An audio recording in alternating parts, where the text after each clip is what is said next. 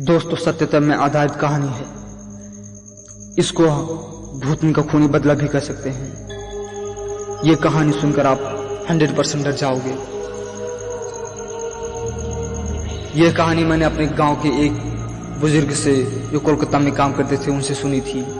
एक बार की बात है, कुछ अंग्रेज शिकारी भारत के किसी जंगल में शिकार पर गए थे।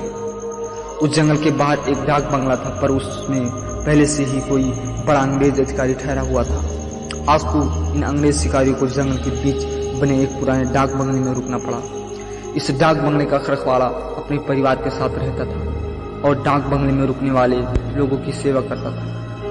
इस रखवाले के परिवार में उसकी बीवी तथा लगभग 14 से 15 साल की उसकी एकमात्र लड़की थी। एक शाम जब अंग्रेज शिकारी शिकार करके वापस डाक बंगले पर आए तो नहा धोकर पीने बैठ गए। पीने के बाद उन्हें इतनी चढ़ गई कि वो लोग पूरी तरह से भाग गए और उस रखवाले को गोली मारने के बाद उसकी बीवी तथा बच्चे को नोच डाले। इन पापियों को नशे में कुछ भी पता नहीं चला और नोचने के बाद उन दोनों को भी गोलियों से भून डाले और तीनों की लाश को डाक बंगले के पीछे दफना दिए।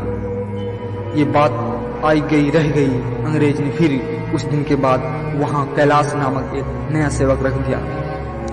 किसको कुछ भी पता नहीं चला कि इस पुराने डाक बंगले का पुराना सेवक और उसका परिवार कहां चला गया।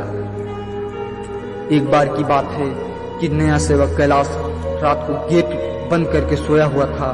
तभी अचानक उसकी नींद खुल गई, क्योंकि उसे लगा कि दरवाजे पर कोई रो रहा है। उसने एक हाथ में लाठी उठाया और दूसरे में चिराग और दरवाजे पर आकर हाथ लगाया।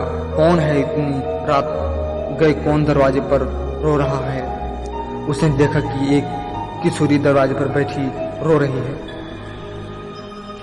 कैलाश उस किशोरी के पास गया और उसके सिर पर हाथ रखते हुए कहा कि बेटी रो मत, अंदर चल। फिर उस किशोरी के अंदर आने पर कैलाश ने उसे पीने के लिए पानी आगे बढ़ाते हुए पूछा कि बेटी तुम कौन हो और इतनी रात को अकेले इस जंगल में क्यों भटक रही हो? कैलाश की इतनी बात सुनते ही वह किशोरी और तेज भग पड़ी गई और कुछ समय तक तेज तेज रोने के बाद वह थोड़ा शांत हुई और कैलाश को बताया कि वह इस डाक बंगले के पहले सेवक की पुत्री है।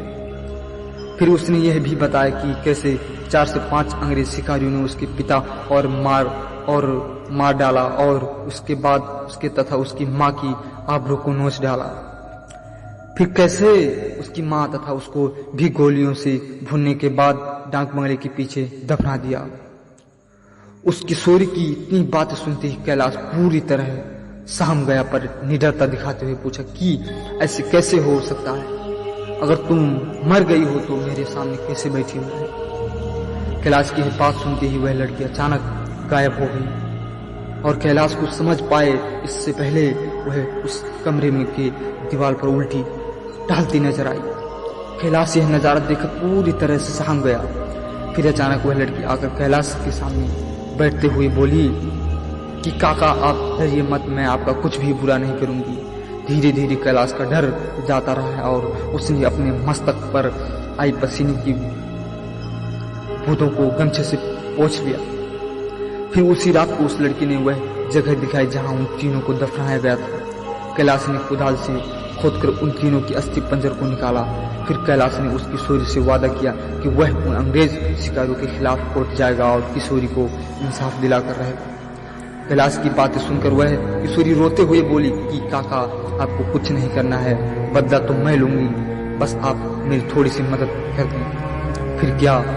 उस किशोरी के बताए अनुसार कैलाश ने बीमारी का बहाना बनाकर उस डाक बंगले की नौकरी छोड़ दी तथा उस किशोरी को किए वादे के अनुसार उस किशोरी को माता पिता की अस्थियों को जला दिया तथा उन दोनों के नाम पर पूजा पाठ भी करवाया।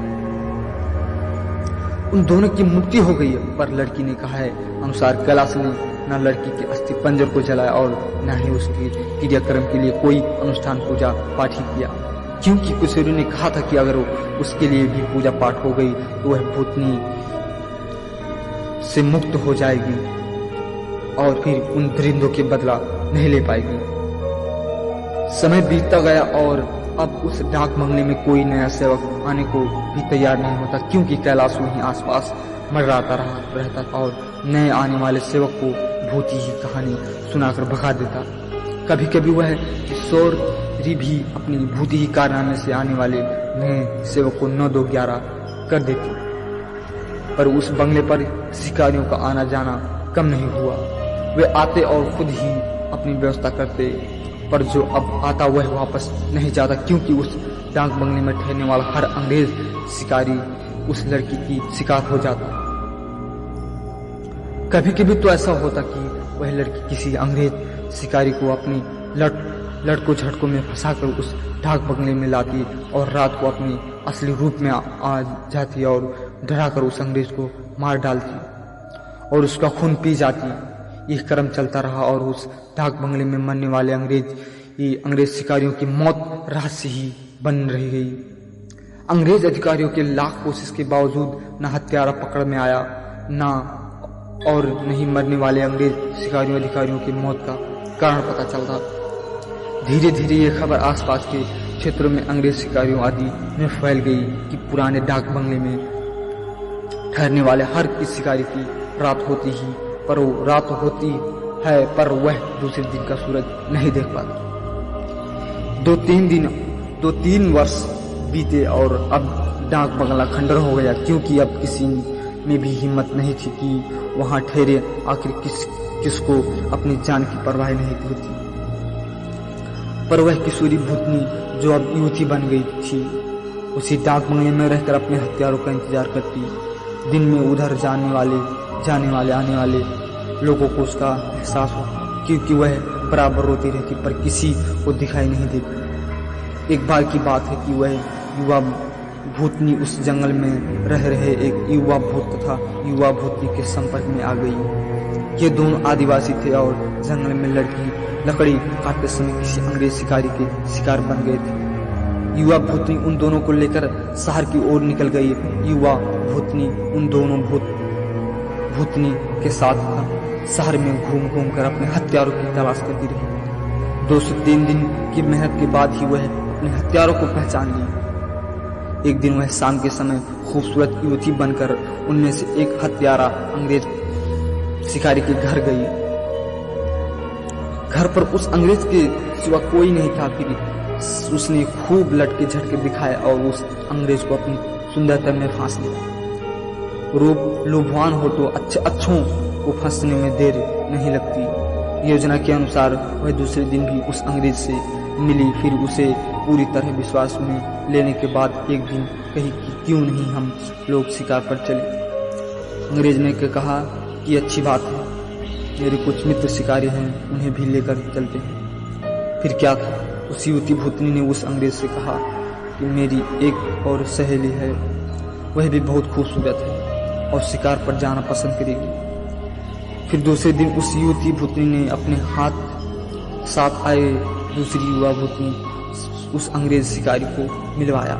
अब तो अंग्रेज पूरी तरह से उस भूतनी के माया जाल में फंस चुका था। एक दिन सुबह वह अपने उन्हीं पुराने दोस्तों के साथ जंगल की ओर निकल पड़ा। दिन भर शिकार करते रहे और खूब मौज मस्ती भी की। शाम होने के आई तो अंग्रेज शिकारियों ने कहा कि अब सूर्य ढलने लगा है, क्योंकि ना हम लोग वापस शहर लौट चलें। और अंग्रेज की बात सुनकर उस युवा भूतनी ने कहा कि ना आज रात हम लोग यहीं ठहर कर जंगल का आनंद उठाते। पर एक अंग्रेज शिकारी ने कहा कि हमने पहले से डाक बंगला तो बुक किया नहीं है, ठहरेंगे कहाँ। फिर क्या था, वही युवा भूतनी मुस्कुराई और बोली कि इसी जंगल में दूसरी ओर मेरे एक मित्र आदिवासी की कुटिया है, हम रात वहीं बिताएंगे और खूब मौज मस्ती करेंगे। अब हुआ यूं कि उसी युवा भूतनी की योजना के अनुसार देखते ही देखते उसके मित्र युवा भूत ने एक मड़ई तैयार कर दी। उसमें ऐसी आराम की सारी चीजें भी ला दी थी। उन दोनों युवा भूतनी के साथ ये अंग्रेज उस मड़ई में पहुंचे। इन अंग्रेज शिकारियों को उस मड़ई की दशा देखकर अजीब लगा, क्योंकि उस मड़ई में पहले महलों के बड़े बड़े होटलों की जैसी व्यवस्था थी।